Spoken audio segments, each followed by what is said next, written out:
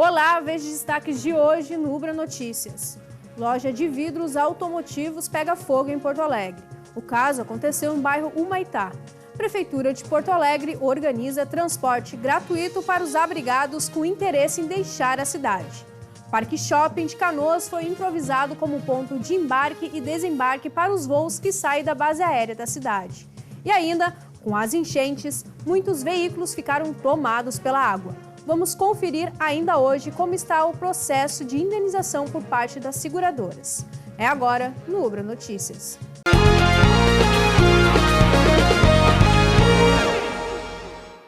Um incêndio atingiu uma loja de vidros automotivos Autoglass, na Avenida José Aloísio Filho, no bairro Humaitá, em Porto Alegre.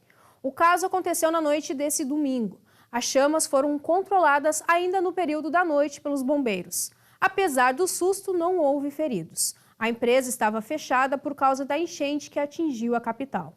A previsão de retomada do serviço era para o dia 3 de junho. Em nota, a Autoglass afirmou que as causas do incêndio estão sendo investigadas. A Prefeitura de Porto Alegre organiza transporte gratuito para os abrigados com interesse em deixar a cidade e que tenham estrutura de apoio em municípios do interior do estado e do litoral norte. O transporte gratuito está à disposição a todos que estão acolhidos nos 154 abrigos da Prefeitura e entidades cadastradas. Vão ser ofertadas passagens para todos os municípios atendidos pelas linhas intermunicipais da rodoviária instalada no terminal da Antônio de Carvalho, na Avenida Bento Gonçalves, 6.670, lá no bairro Agronomia, na Zona Leste. Os abrigos vão informar os destinos possíveis e fazer a identificação dos interessados. O Parque Shopping Canoas foi improvisado como ponto de embarque e desembarque para os voos que saem da base aérea da cidade. O funcionamento começou hoje pela manhã, já com a primeira viagem lotada. A movimentação começou durante a madrugada para o embarque do voo programado para sair às 9h30 da manhã da base aérea de Canoas com destino a São Paulo. A Isabela deu sorte. Ela já tinha programado há semanas a viagem para hoje, mas pensou em cancelar devido ao fechamento do aeroporto de Porto Alegre. Temos um compromisso profissional em São Paulo que eu já julgava perdido e conseguimos remarcar na última hora e aproveitar o voo que a gente já tinha. É uma alternativa, acho importante o esforço, mas como é o primeiro voo, eu acho que é o momento de fazer os ajustes e fazer o que é possível diante da situação. O Marcos viaja uma vez por semana para São Paulo a trabalho. Devido à enchente, ele precisou mudar os planos. Agora está retomando os negócios no outro estado. Agora estou, acho que há 3 semanas sem poder ir, mas agora retomando aí com uma certa normalidade, né? A gente tem consciência que por mais severa que seja essa crise climática aí, esse evento é passageiro, né? E, enfim, a gente tem que ter tudo paciência e tentar retornar da forma mais serena possível à normalidade, né? Esse aeroporto é uma opção para cobrir parte da demanda do Salgado Filho em Porto Alegre.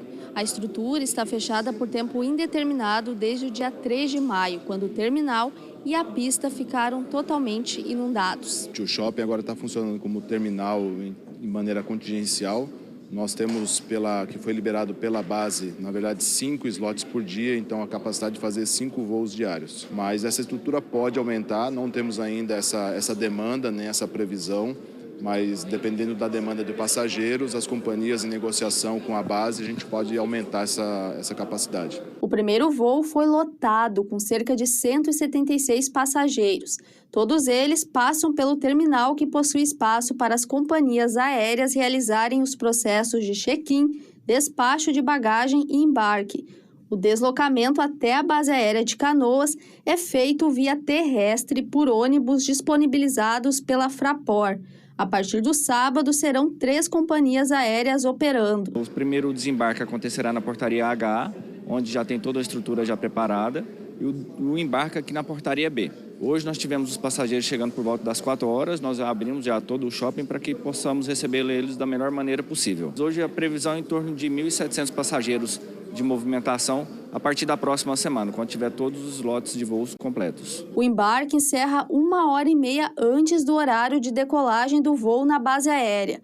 A recomendação da Fraport é que os passageiros cheguem no shopping 3 horas antes para passar por todos os processos, principalmente quem mora longe, já que algumas rodovias ainda estão com dificuldades de acesso. Foi mais trabalhoso, né? Temos que sair mais cedo de casa, umas 3h30, 4 antes do embarque. Foi mais complicado chegar aqui, né? Teve que passar pelo corredor humanitário, aquele lá na entrada, na saída de Porto Alegre. Mas como era 6h30 da manhã, a gente veio com certa tranquilidade, levamos meia hora, né? Enquanto alguns têm a oportunidade de sair do estado, seja para trabalho ou viagens, a Silvana comemora por ter retornado. Eu saí daqui dia 5 de maio, porque eu comemoro no Menino Deus, né? E a Lagoa do Bairro a gente precisou sair. E estamos retornando hoje. Está mais tranquilo, já tem luz, já tem água e não está mais alagado na nossa rua. Como que é poder voltar para casa depois desse período? Feliz. Podemos dizer que é outra realidade até de aeroporto. Com certeza, com tudo improvisado, mas vai dar certo. Uma nova realidade que exige paciência e adaptação. A água do Guaíba tem baixado, mas perdas ainda não calculadas deixam o aeroporto de Porto Alegre sem previsão de reabertura. O aeroporto nós estamos conseguindo acessar agora, com trator ainda tem água nos dois lados do aeroporto.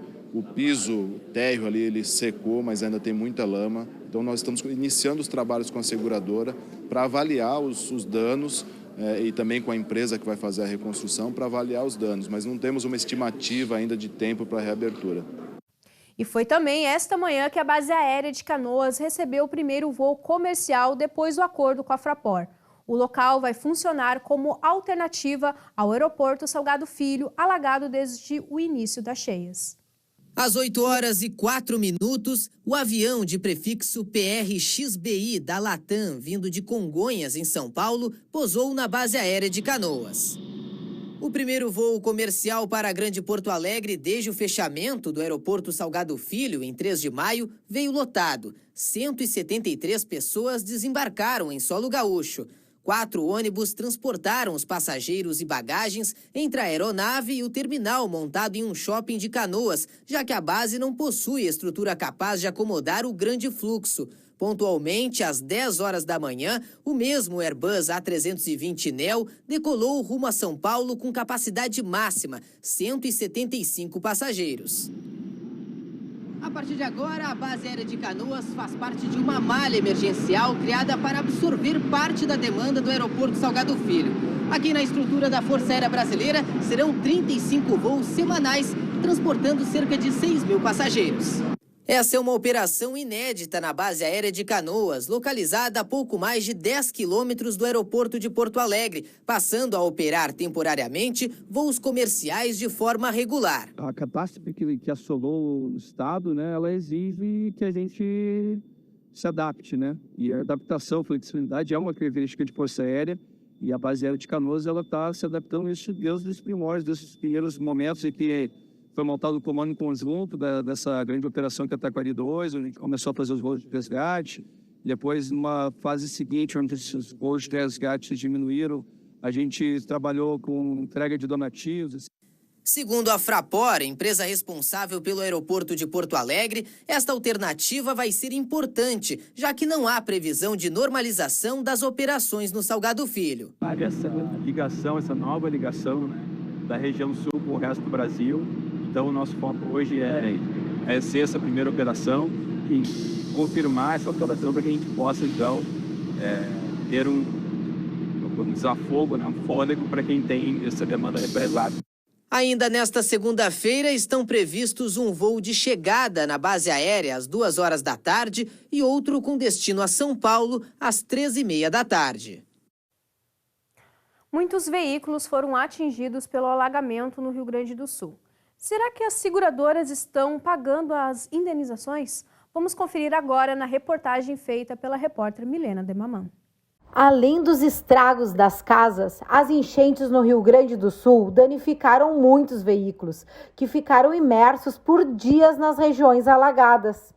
A Confederação Nacional das Seguradoras, em coletiva nesta sexta-feira, divulgou a quantidade de indenizações avisadas no estado. No entanto, as seguradoras têm tomado um procedimento muito rápido de pagamento dos sinistros mais simples, né? E muitas seguradoras já têm feito pagamentos no Rio Grande do Sul. Em média, a gente tem notícia de que os pagamentos estão saindo em até 48 horas, e muitas vezes com processos muito simplificados, dispensando até o recolhimento do salvado, né, do bem que foi indenizado, dispensando, né, auditorias, então, assim, vistorias e assim por diante.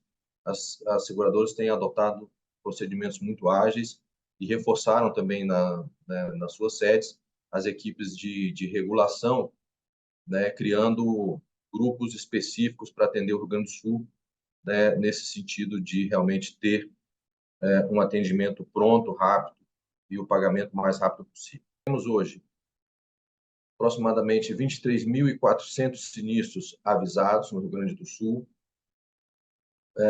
A maior parte dos sinistros avisados no ramo residencial e habitacional, 11.396 sinistros, seguido de automóvel com mais de 8.000 sinistros avisados. A proprietária de uma corretora de seguros de Porto Alegre declarou que recebeu muitas solicitações de indenizações habitacionais. Já dizer que se tu não contratou a cobertura de alagamento no seguro residencial, tu não vai ter a indenização. Isso é bem triste, porque eu tive procura por vários clientes e a gente recebe as negativas da seguradora porque não é risco excluído dentro das condições gerais, a não ser que tu contrate, né, a cobertura. Porém, indenizações de carros dos clientes que ela atende conseguiu realizar a cobertura de todos. O que a seguradora orientou a todos os clientes? No momento que a água baixar, já liga para a central e solicita o guincho. Sob hipótese alguma, se pede para que ligue o motor do carro. Tá? Não é para ligar o veículo, é para deixar exatamente onde ele está e acionar o seguro. Aí a seguradora recolhe o carro, leva para a oficina, faz a vistoria. Normalmente, quando a água passou da porta ali, já é caracterizado como indenização integral. Os proprietários de carros que não tinham cobertura de seguro estão aos poucos enviando de guincho a empresas higienizadoras e oficinas mecânicas os seus carros que foram atingidos pelo alagamento. Os primeiros veículos que a gente recebeu foram na semana retrasada, que foram alagamentos baixos, que cobriram apenas o carpete, que foi perto da nossa redondeza aqui, e os demais que foram cobertos a gente começou a receber semana passada. Então a gente está recebendo ainda, tem muitos carros que estão por vir. Recomendamos que os carros sejam direcionados primeiramente à lavagem, à higienização, para a gente poder desmontar por completo, para ele poder chegar visivelmente os componentes que os mecânicos e eletricistas vão precisar mexer, eles estejam expostos, né? Eles estejam liberados para que eles possam trabalhar. Caso contrário, é muito sujo. Todos os carros estão muito sujos. Quando eles estão sujos, os profissionais eles não vão ter acesso por completo, eles não vão conseguir visivelmente acessar, e também vai ser dois trabalhos, né? Eles vão ter que desmontar, montar, a gente vai chegar aqui e vai ter que desmontar novamente para poder higienizar. Falta reforçar sobre os carros submersos, né?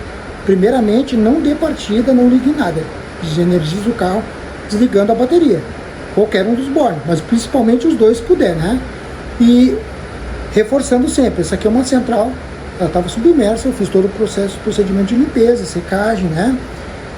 E outra, câmbio automático, entrou água nele, não tem funcionamento nenhum. A gente faz todo o procedimento de substituição da troca do óleo, filtros, né? Esse reparo todo tem que fazer, ou leva uma oficina de sua confiança também. Logo mais, às 9h, tem o Jornal da Cultura com as informações do Brasil e do mundo. O Ubra Notícias termina aqui. A gente se vê na próxima edição. Até lá!